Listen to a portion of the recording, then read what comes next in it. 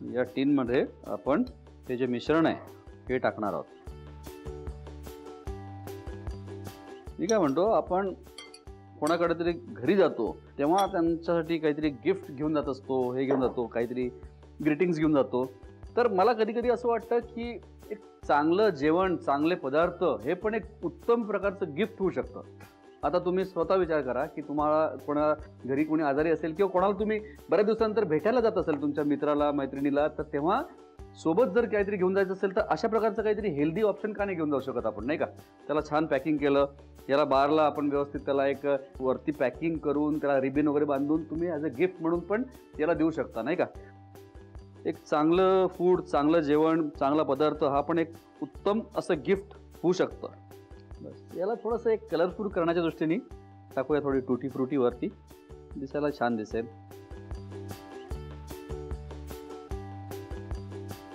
बस आता मंडळी, याला आपल्याला 180 डिग्रीजवर साधारणपणे 35 मिनिटं बेक करायचं आहे आणि मध्ये ठेवायचं आहे. ट्रे जो असेल तो मध्ये आवनच्या मध्ये ठेवायचं आहे. प्रीहीट केलेला आवन असणार आहे, त्याच्यामध्ये 35 मिनिटं आपल्याला बेक करायचं आहे. म्हणजे ते व्यवस्थित गोल्डन ब्राऊन होईल. केकसारखा हा वरती फुलणार नाही, कारण याच्यात सोडा किंवा अशा काही गोष्टी टाकलेल्या नाही आपण. आणि मुख्य म्हणजे तो उद्देश पण नाही आहे याच्यामध्ये. उद्देश हाच आहे की बनाना, याच्यातलं मॉइश्चर आहे, ओट्स आहेत, ह्या सगळ्या गोष्टी व्यवस्थित त्यातून बेक झाल्या पाहिजे, जेणेकरून एक छान असं त्याचं एक केक सारखा एक तयार होईल. त्याच्यानंतर त्याचे स्लायसेस कट करून आपल्याला ते ब्रेकफास्ट बार आपले ते तयार होणार आहेत. म्हणजे मी याला काम करतो, 180 डिग्रीजवर साधारणपणे 35 मिनिटं बेक करून घेतो. बेक झाल्यानंतर त्याला थंड करून त्याचे स्लायसेस कट करून तुमच्यासाठी सर्व करतो.